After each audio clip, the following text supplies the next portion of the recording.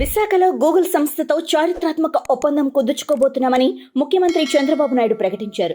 ఢిల్లీలో మంగళవారం సంతకం కానున్న ఈ ఎంఓయూ ద్వారా గూగుల్ సంస్థ 1,00,000 కోట్ల పెట్టుబడితో దేశంలోనే అతిపెద్ద డేటా సెంటర్ హబ్ను విశాఖలో ఏర్పాటు చేయనుందని తెలిపారు.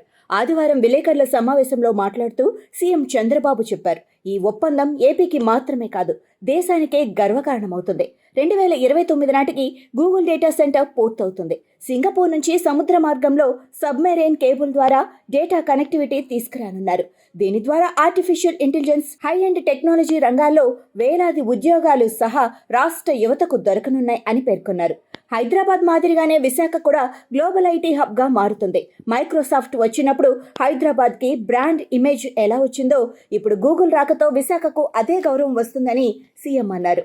ఇటీవల 16 నెలల్లో 10 లక్షల కోట్ల పెట్టుబడులను రాష్ట్రానికి తెచ్చామని, అందులో గూగుల్ ప్రాజెక్టు ప్రధాన మైలురాయిలుగా నిలుస్తుందని చంద్రబాబు తెలిపారు.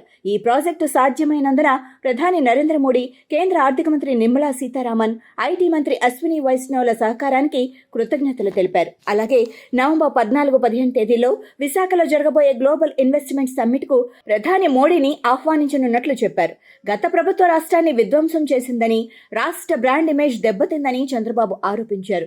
ఇప్పుడు మేము ఆ నష్టాన్ని భర్తీ చేస్తున్నాం. ఆర్ఎస్ఎల్ఆర్ మిట్టల్ 1.3 లక్షల కోట్లతో ఉక్కు కర్మాగారం, బీసీసీఎల్ 1,00,000 కోట్లతో రిఫైనరీ, అలాగే గ్రీన్ హైడ్రోజన్ పార్కులో 1.5 లక్షల కోట్ల పెట్టుబడులు వస్తున్నాయి. కానీ వైసీపీ మాత్రం పెట్టుబడులకు అడ్డుపడే ప్రయత్నం చేస్తోంది. అభివృద్ధిని ఆపటం, బ్లాక్మెయిల్ చేయటం వాళ్ల సహజ స్వభావం అని విమర్శించారు. గూగుల్ డేటా సెంటర్ ఒప్పందం ఆంధ్రప్రదేశ్కు టెక్నాలజీ విప్లవాన్ని తెచ్చే గేమ్ చేంజర్ అవుతుందని సీఎం చంద్రబాబు స్పష్టం చేశారు.